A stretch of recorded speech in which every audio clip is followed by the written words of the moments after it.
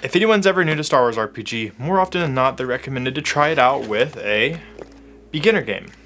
These come with an adventure, some pieces to support the adventure, a mini-sized rulebook, and a pack of dice. Welcome to the Tabletop Empire. My name is Nate, and today I'm going to unbox this beginner's game. I'm going to show you guys what's inside, and then we're going to see if I think it's worth buying for a brand new player, or GM. So I unboxed this thing and didn't hit record on this camera. So I have to redo this. However, I'm going to try to give generally the same reaction that I had the first time, and then I'm going to give my original impressions and thoughts at the end from the original recording. Sound good? Sounds good. Let's do this again.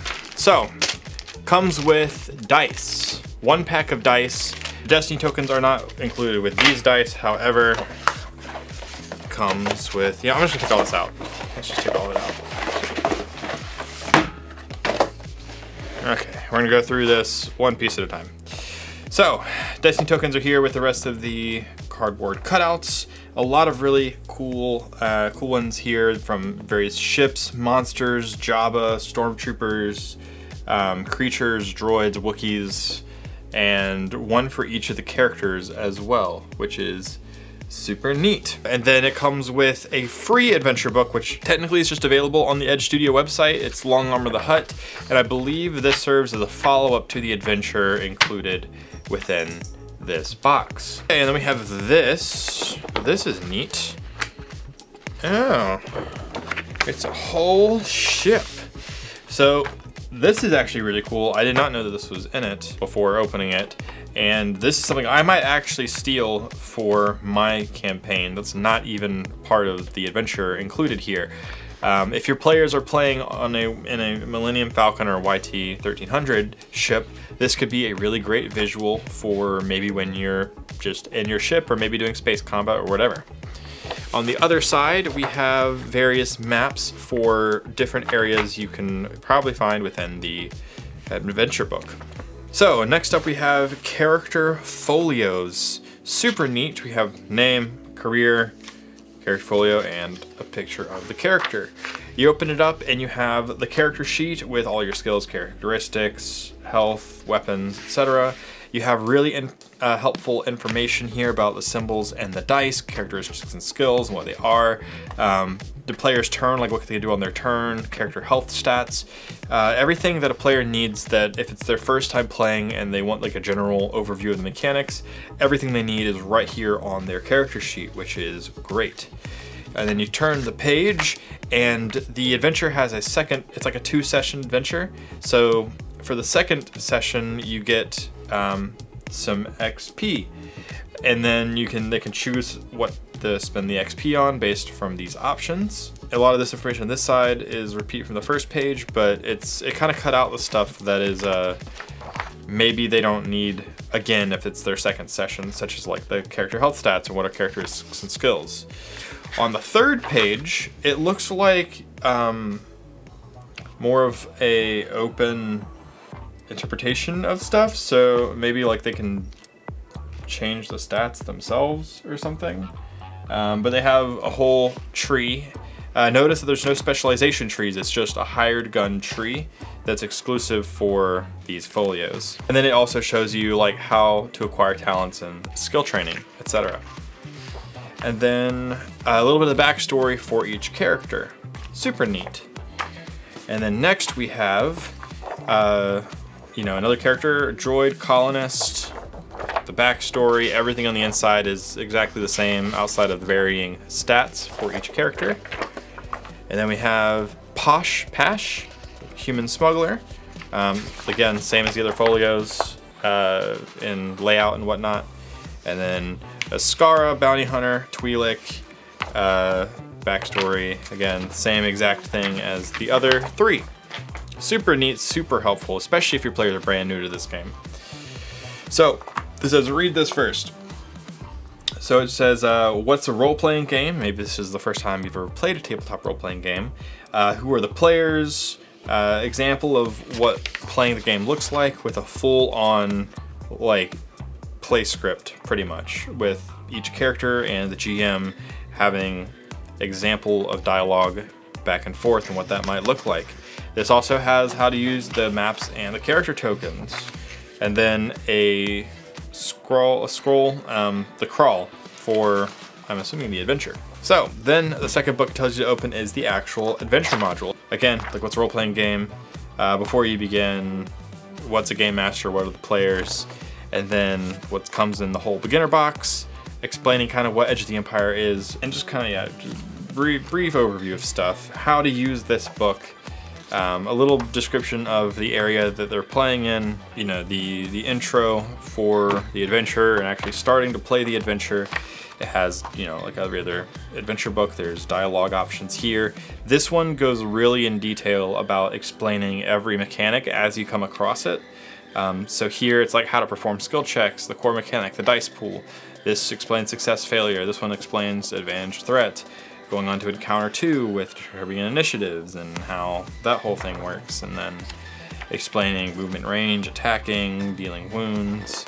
And it kind of, like, the adventure walks you through pretty much every rule that you'd run into in the game. As explaining all the mechanics as it goes in high detail right here for the GM, if the GM's new to this system, explaining it for them really, really easy. And then, you know, going through 4 encounters and then an interlude, and then I think it's 4 more encounters, 5, 6, 7 starship combat. Okay, 7 total encounters in the adventure. Here's some other adventures you can find in Malshuda. This information on wrapping up and giving the players their rewards, and then how to carry on with other adventures.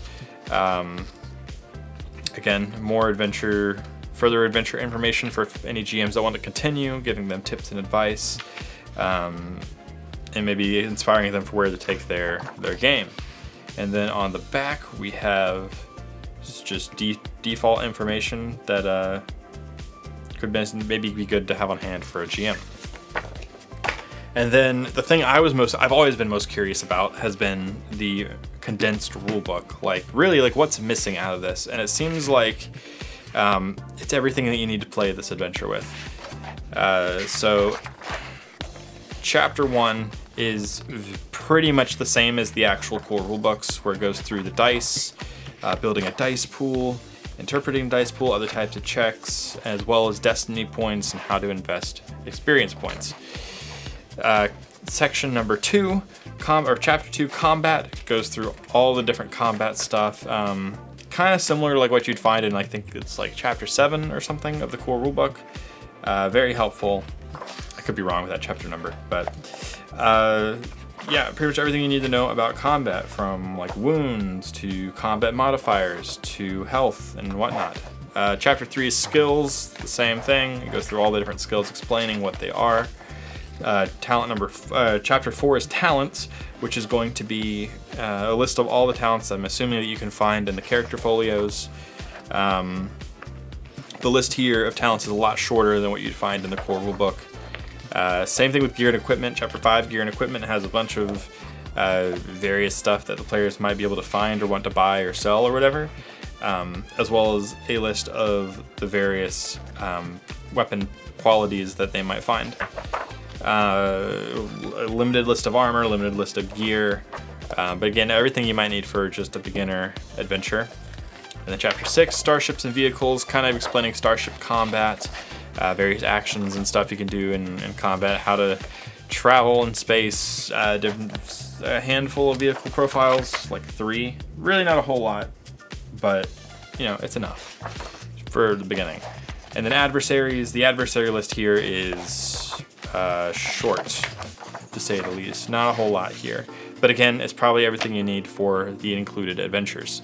Okay, so now that we looked through those, what are my thoughts? Well, I will say that I am actually genuinely surprised. Going into this, my initial thought was, my guess for it was going to be that, like, if you maybe just want to try the waters with this system, get this because it's a lot cheaper than buying a rulebook and dice. However, after having looked at it, this could be for you. I think, like, if maybe you're brand new to tabletop role playing and you maybe want to start with Star Wars Edge of the Empire or one of the other systems within Star Wars RPG, that being Force and Destiny and Age of Rebellion, then I think the beginner game could be perfect for you. There's definitely some really great stuff in here. This also seems like it's really, really good for walking new players through the system as well. While the Edge of the Empire adventure, Trouble Brewing, also in my opinion does a really good job of walking players through it, this is really like hold your players' hands through it. So if you have maybe a group, all of your players are brand new to